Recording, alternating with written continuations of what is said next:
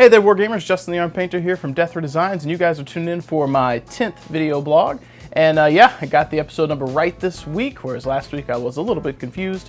I may or may not have researched that a little bit, just to make sure. I didn't want to come across as a complete noob, but I got it right. So starting out this video blog, though, I'd like to encourage you guys, if you haven't already, to smash that subscribe button. I'm working really hard to try and help grow our content that we're providing on both Facebook and YouTube.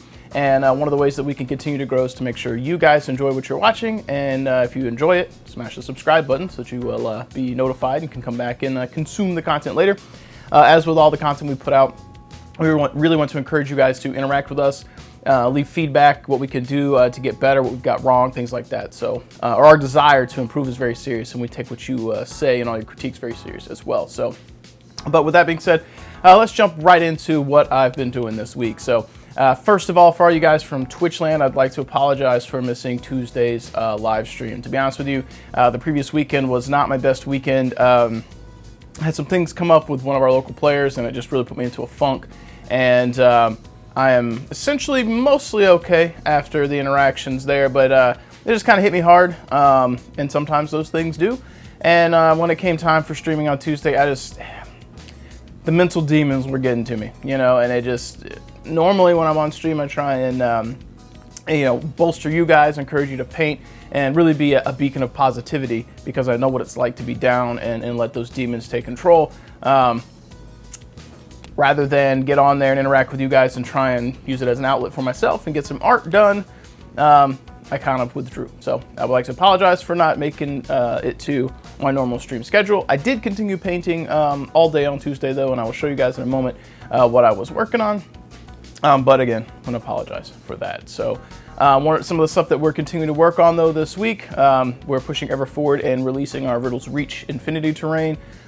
We're getting really, really close. I'm not sure what video content we're going to have additionally to put out with that, but I know we're going to have some kind of design day videos with Austin where you guys can see kind of what he's doing when designing new kits and new terrain.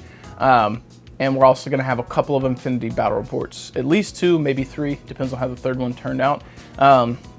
So we will have some of that. I'm not sure if we're going to get some more battle reports in before then or whatnot, but we will have some content for you guys to consume, and some new products coming out soon, which is pretty exciting. I believe Austin's release schedule for Riddles Reach, not sure of the initial launch date for it, but I know that he wants Wave 2, all the extra add-ons, to release at Adepticon.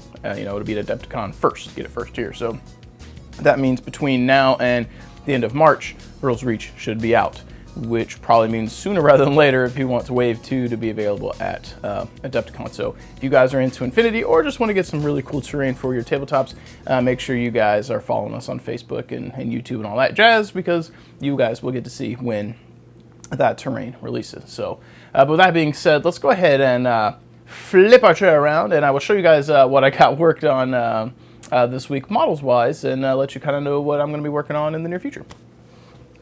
Alright, so for the miniatures that I worked on this week, I continued to get some work done on some Infinity, and I'm trying to get to a point where I can get this stuff painted quickly with some degree of quality, and today I had a little bit of a snafu, which I guys will show you. This fella unfortunately took a tumble off the desk and chipped his weapon and chipped his side. The only downside to pewter is it's prone to chipping. So I was a little bit bummed about that, but this is one of my Heil 5th Minutemen, and I've got another one laying here who is in a slightly more advanced stage of painting, because he's got some edge highlights on his armor, and we did a little bit of dry brushing on his weapon. So I'm trying to find the happy medium between quality and speed. So, you know, utilizing some dry brushing where I can. He's also got his backpack and stuff like that browned out. So in addition to that, we've got a whole bunch of Infinity infantry here that are in various stages, and we'll just kind of go through that with you real quick and show you guys what I've got. So here's our dozer. I'm not sure exactly what I'm going to do paint-wise on him from here on. I kind of want to do his jacket a different color than that green, but we'll see what I decide to do, because I'm not quite sure. Here's another one of our Ohio 5th Minutemen, and they kind of look like civilian contractors. They've got the armor plates on, but then they got the khaki pants and the white shirts, so they do look kind of like civilian contractors. But Kind of like it. The reason I went with that though is because some of the models had cloth shirts and pants visible, and if I did them both the same khaki color, it just wouldn't have been enough differentiation between the colors. And if I left the sweater things green, it just would have looked like I was being lazy. So we have the ivory and then the kind of khaki color to differentiate. I believe she's one of my grunts. Another one of my grunts here. You know, get a little bit of dry brush on the weapon. I'm gonna come through with a little bit of a wash, tone it down, and maybe do a little bit of silver on the barrels. Maybe, I'm not sure yet. Trying to find that balance between speed and quality. Here's one of our, I believe it's a Foxtrot Ranger, I think is what he's called. And again, he really looks like a civilian contractor, like he's an operator. He's operating, doing his due. So it looks pretty cool. He's got some glasses on, got some aviators, it looks like. Aviators! Yep, so some very like 80s looking stuff. There's another one of my grunts. Boop.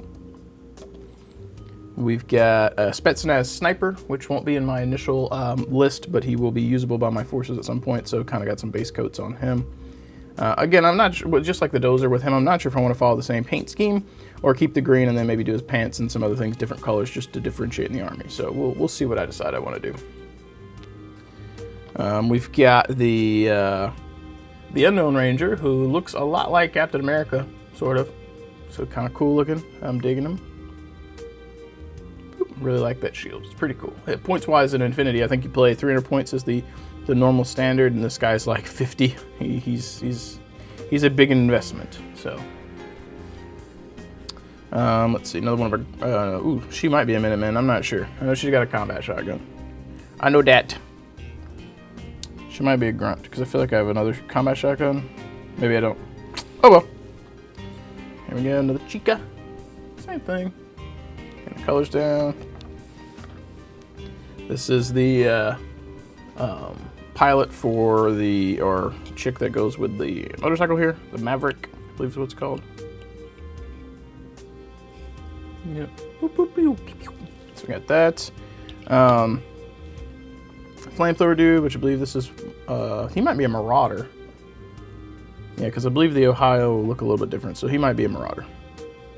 Boop. Trying to remember all these unit names. I'm not going to get them right all the time, but I'm trying. That guy has somehow gotten a little bit chipped too. Joy.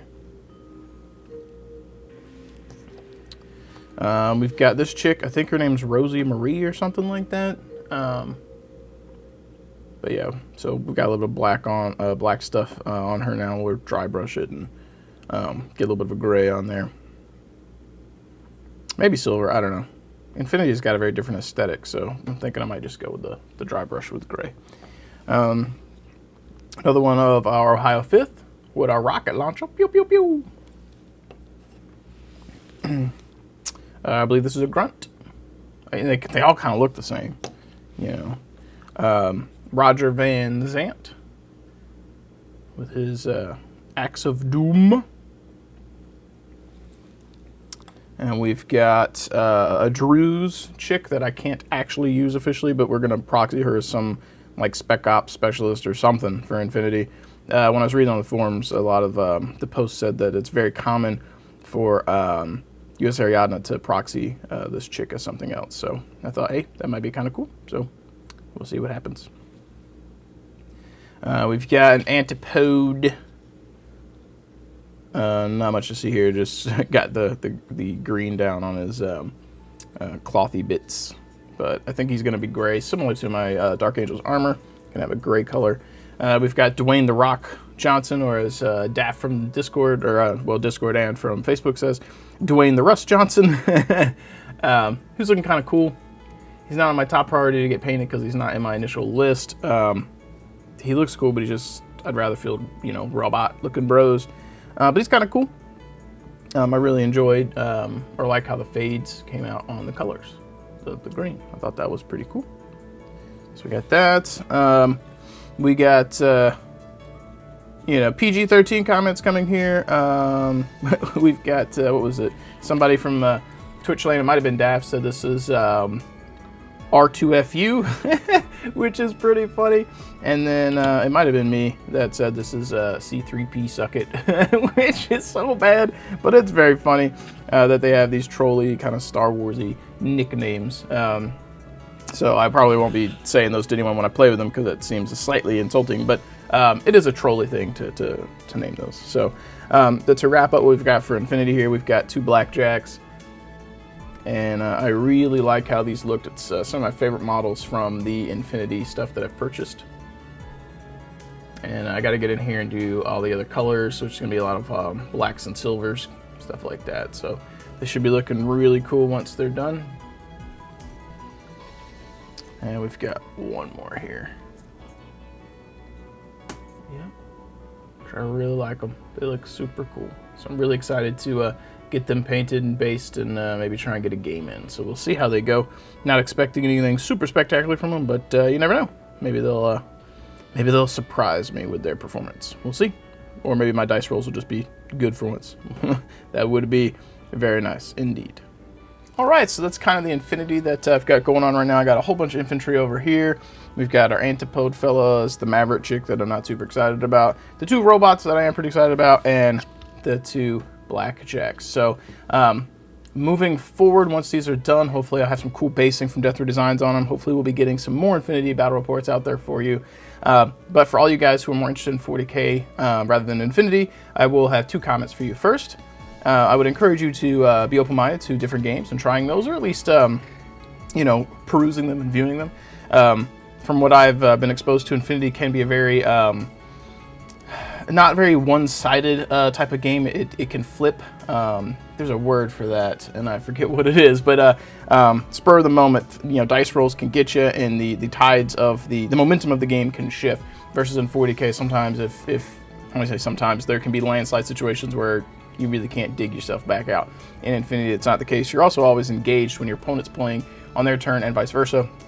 So you always feel like there's something to do or to pay attention to. So I really like that, and I think it's cool. And I think you know, if you guys are open-minded to other games, and not trying to make you jump ship, but playing other games and being exposed to them, get you exposed to new minis, get you painting new stuff, and maybe just let you broaden your pool of potential gamers to play with. So second thing, though, for you guys that like 40K, whether you are super interested in the Infinity or any other content we're putting out or not, I am going to have Iron Warriors at some point in the near future. In one of my upcoming blogs, I will hopefully be showcasing at least what I've built so far for the Iron Warriors. They are almost fully assembled. I've still got 1 forgeable tank left to build, Perturabo left to build, and thanks to Sabat TC from Twitchland, he sent me another unit of 5 Terminators, Cataphracti, so I'll have 10. I had 1 that I traded from Jeff from the Garrison, Psycho from Twitchland, 1 unit of 5 I'd got from him, and the other 5 from Sabat. So I'll have 10 Terminators. They're not super meta worthy in 40K right now, but I will have them. So once that last unit of 5 is built, plus Perturabo in the tank, then the whole army will be built based on what I currently own. So then at that point, once these guys are done, I can start painting on those, and hopefully in the near future, you guys will get to see some Iron Warriors and battle reports very soon. So but with that being said, let's go ahead and flip it around and start our wrap up for the day, folks. All right, guys, I'd like to thank you guys again for watching. If you haven't already, make sure you smash that subscribe button, ding the little bell so you get alerts and you guys will be notified when new content comes out. And I know right now it's a little bit sparse where you kind of are used to getting maybe 1 battle report a week and then my vlogs. But hopefully in the near future, we're going to be getting some more Infinity battle reports, some more painting tutorials from Austin and perhaps myself. And, you know, a little teaser here.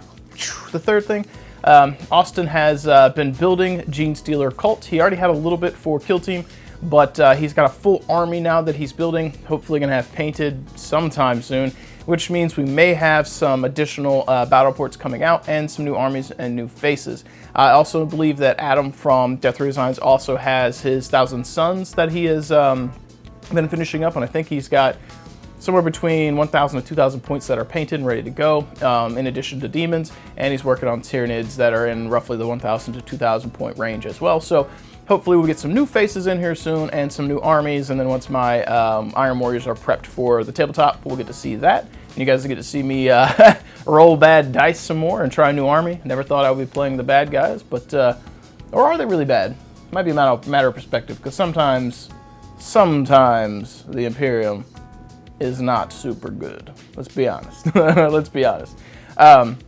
Once that's done, though, for the future moving forward, I'm not sure exactly what I want to do for a third army. I know I paint real slow, so an assembly's not much faster. But we'll have to kind of figure out exactly where I want to go with additional armies for content, because I know you guys don't want to just watch Dark Angels all the time. I also wouldn't want to watch Dark Angels all the time either. So having Dark Angels and my Chaos Space Marines or Iron Warriors would be good, because you'll get, if it's me doing a lot of the content, you're going to get more of a variety. But that's still a whole lot of power armor. So I'm kind of trying to figure out what I want to do for a third army, particularly something Xenos worthy. So I'm very interested in Tyranids, very interested in Orcs. Tau probably won't happen, because I've owned Tau once and I sold my whole army off, and that'd be a wound I don't want to rip open. The only way that would happen is if I somehow got them back from Wheels, from the garrison of Twitchland, but I don't think I could afford them. Can't afford to buy your own models back. Eldar, nah, I don't know. Dark Eldar, I never want to play them. I'm not interested in Dark Eldar. Like I said, Orcs and Tyranids would be a lot of fun. Leaning a lot towards the Tyranids, because they're going to be easier to paint with airbrush because of the organic stuff, but we've already got Genestealer Cult and Tyranids kind of in-house. So Orcs would be nice, but I don't know how fast I could paint them. When it comes to Adam's, Tyranids, and Austin's Genestealer Cult, what might be the deciding factor for me is how fast they get theirs painted, how often they're going to be available to do battle reports. Those two factors could, edge me in a direction with what I want to do. I'm not too interested in painting Sisters, which would just be another T3, but power armor army. That's chicks, which is nothing wrong with them, but don't want more power armor. What else did that leave us with for Xenos? Did I cover them all?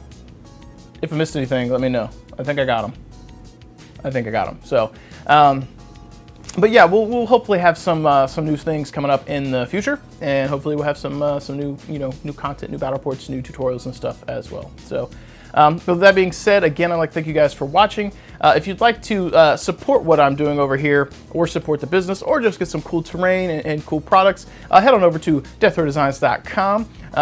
Anything you purchase over there helps support what I do and keep me employed, and also keeps the lights on at the business. So that is one way that you can support what I'm doing. If you don't want to purchase anything, or just not in a position where you can always follow the channel and leave us comments and critiques, especially when it comes to the battle reports. Let me know how I can get better and not suck so bad, and let me know what rules I got wrong. So there are a variety of ways you guys can support the channel and what we do, and not all of it is just monetary. So and we do really appreciate all of your interaction. Additionally, in closing, I would like to encourage you guys to join the Garrison Facebook page if you have not already.